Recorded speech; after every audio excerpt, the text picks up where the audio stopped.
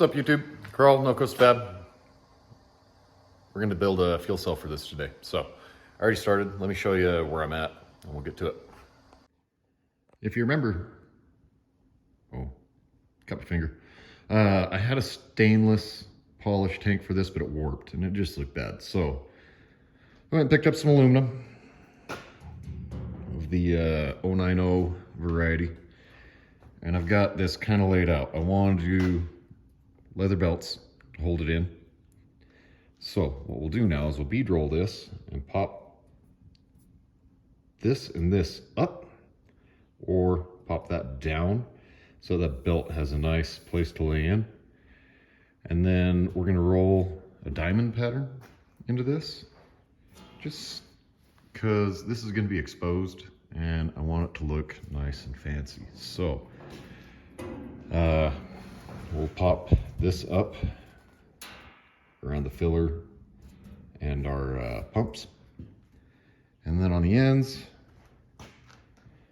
this will stay, we want to keep this all the same level so that as we bend this, boom, boom, boom, boom, we have a nice lap joint here. We'll also leave it the same on this side.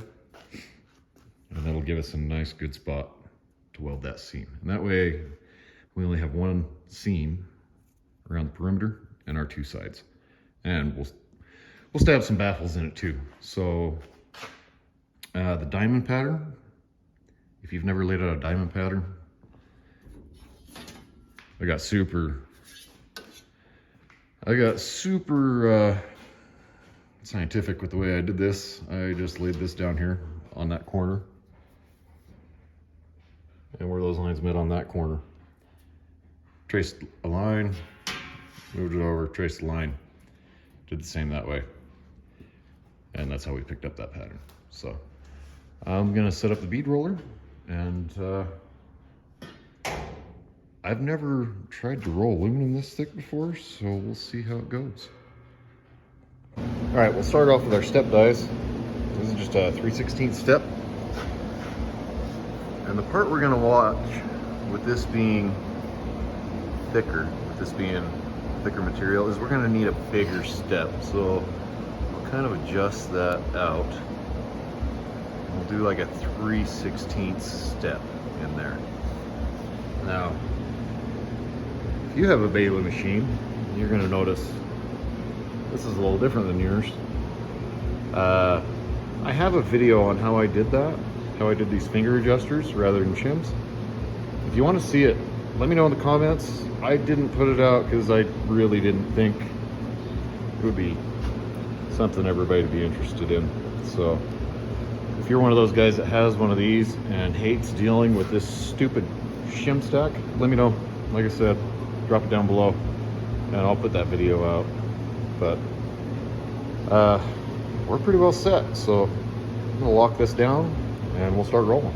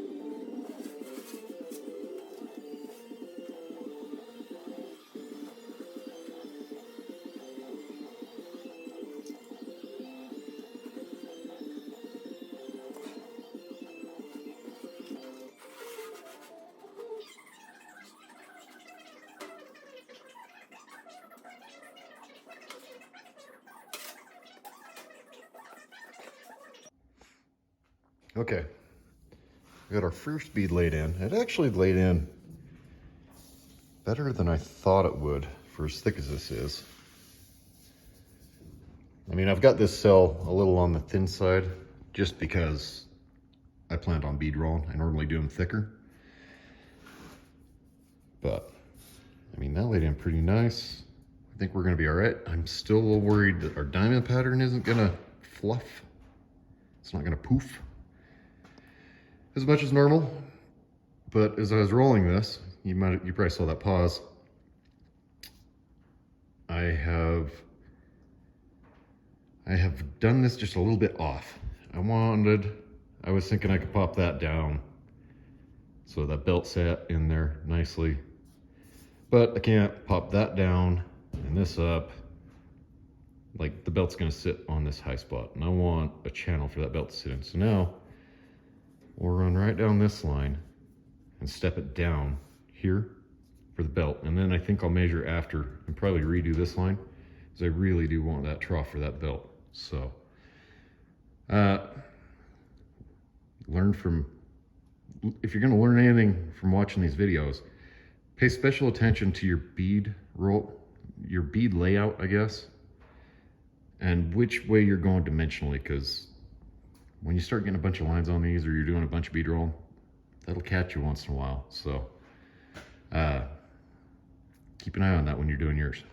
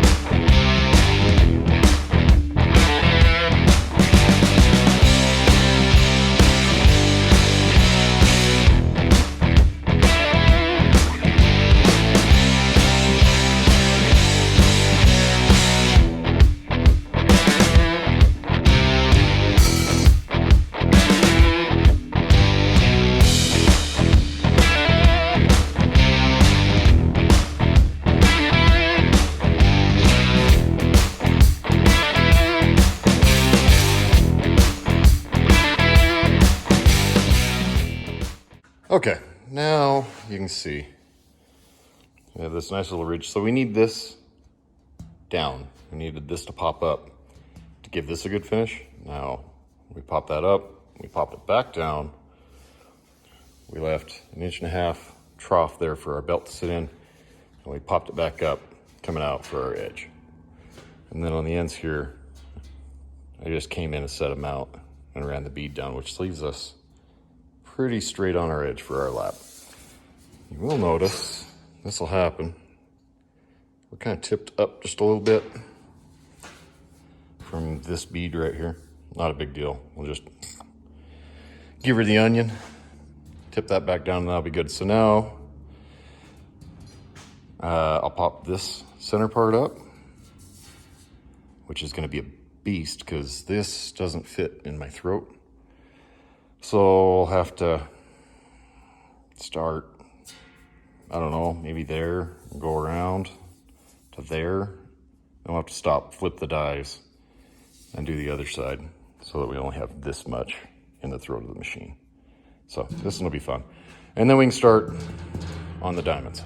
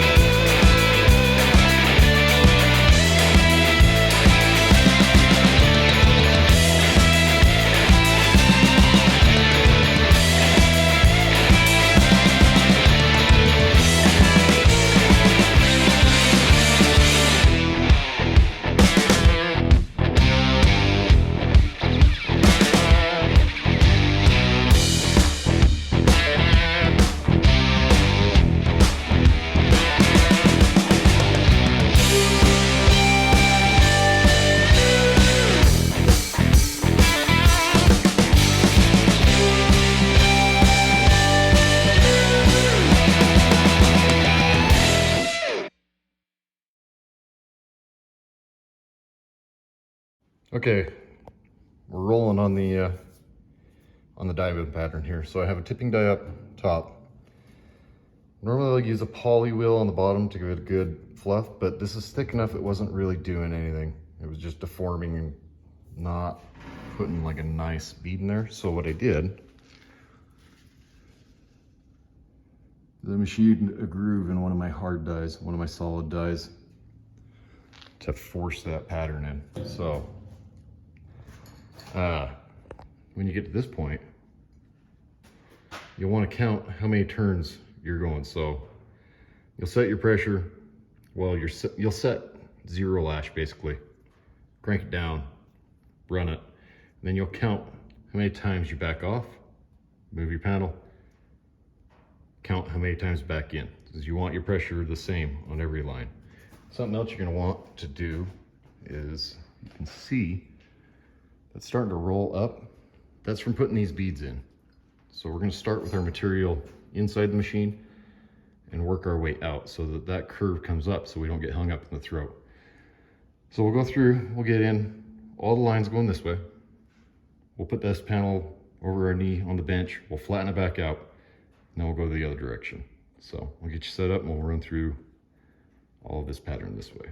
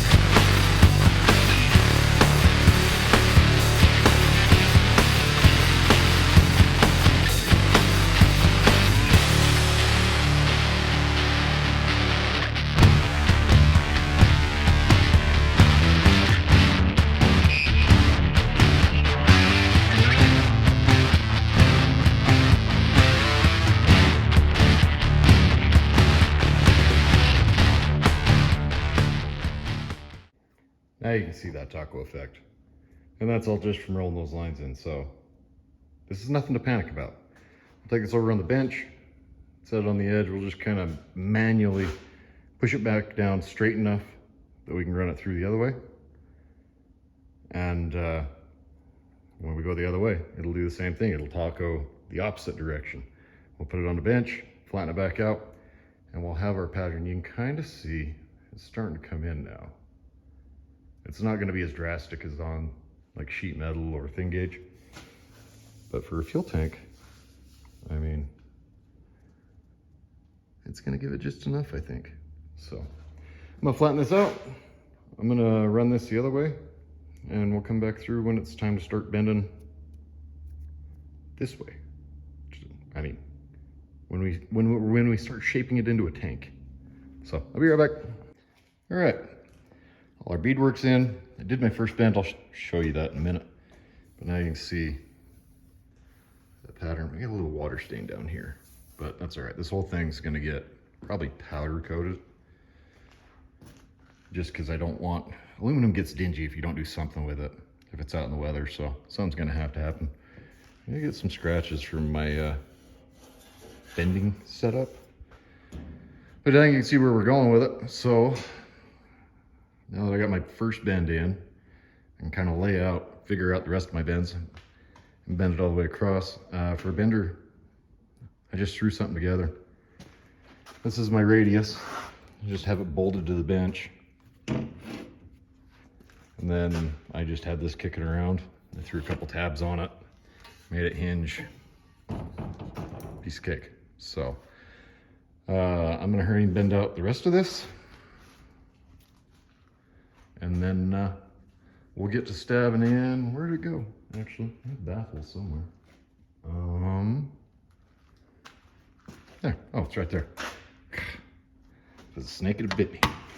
We'll start sticking in baffles, and then after those are in, we'll radius all the edges and do the caps.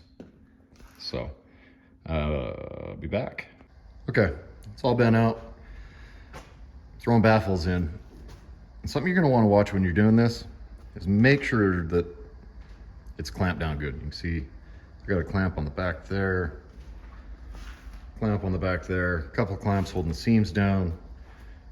It's clamped here, baffles inside, and I have it weighted. The bead rolling put some distortion in it, so the weights are just kind of holding everything tight. But when you're building a cell or any box, really, make sure it's clamped to a flat surface the whole time you're welding or doing anything with it. Otherwise, you can pick up a banana shape, and that thing will just rock like a rocking chair. So, you can get down in here. I've already got the back baffle welded in. Let's see, this bend I ended up a little bit wide. Good on the top, but it needed to be a little wide just for our lap. Just so that it kind of worked out good. I mean, it didn't need to be that wide. Don't get me wrong, I definitely screwed up a little bit. I missed it by, God, almost a quarter inch. It'll be all right though. We'll weld there. Flip it over. There. And that'll keep everything from sloshing around while we're driving around. So, yeah, we're still cruising along. So I'm gonna hurry and weld this out. I'm not gonna do much more high speed than this because I feel like it's burning up a lot of time. This is already starting to get a little long. So I'm gonna burn this together real quick, and I'll come back at you when we start fabbing the side panels. Okay, I got the baffles welded in there. This seam was a bear. I ended up driving some self-tappers in it just to pull everything back together. So I did that, got that burned up close to the end. And then on the inside, I just did a relief cut in there. Went around it with just a round over die on the bead roller. And can I get the finger? There we go. Just a couple of relief cuts in every corner. Same for the caps. Just a couple, a little wobble there. I have to go through one more time with that. A couple of relief cuts in the corner to get our caps. Yeah, I'll have to run that through one more time. I got a little wild. Anyway, by doing that on both sides, let me see. Now we'll just fit it together.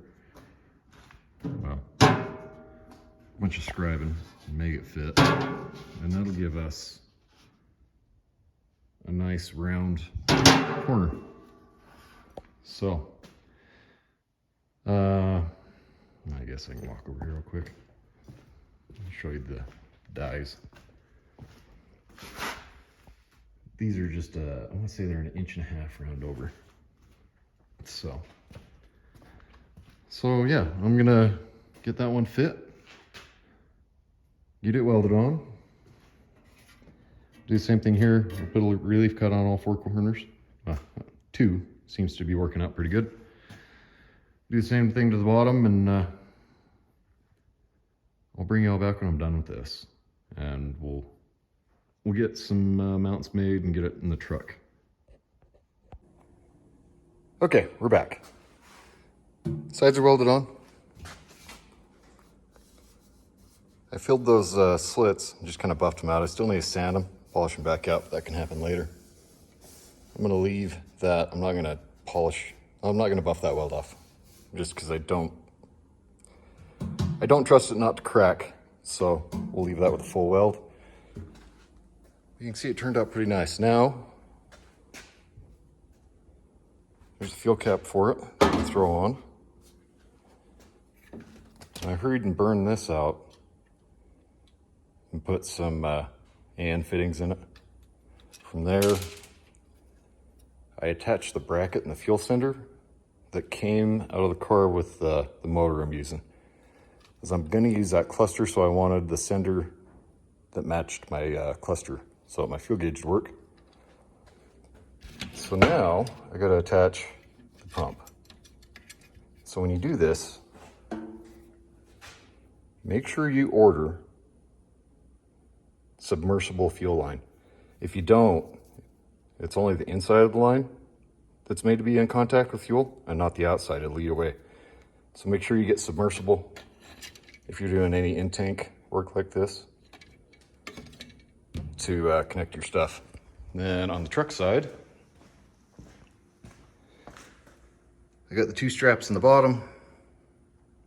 Got a bunch of holes tapped. I'll show you why there's so many of them here in just a second when we go to fasten this down. So I'm gonna finish putting that together. I'll get all of that bolted on, then we'll drop this thing in and get it mounted. Okay, that bit's done. I need to put some rubber on those straps underneath, so I'm gonna do the top kind of loose. So for the top, these are just a couple of belts from the old Walmart. I just kind of like the look of them. They were cheap, like $6, $7 a piece. And then I made a bunch of these little brackets that just kind of match the holes in the belt. I'm hoping, I haven't tried it, but I'm hoping that those are just gonna line up.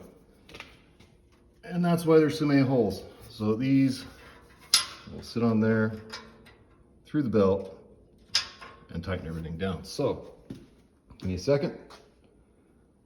I'm gonna get this figured out, get the belts cut, get them bolted down, and we'll wrap this up.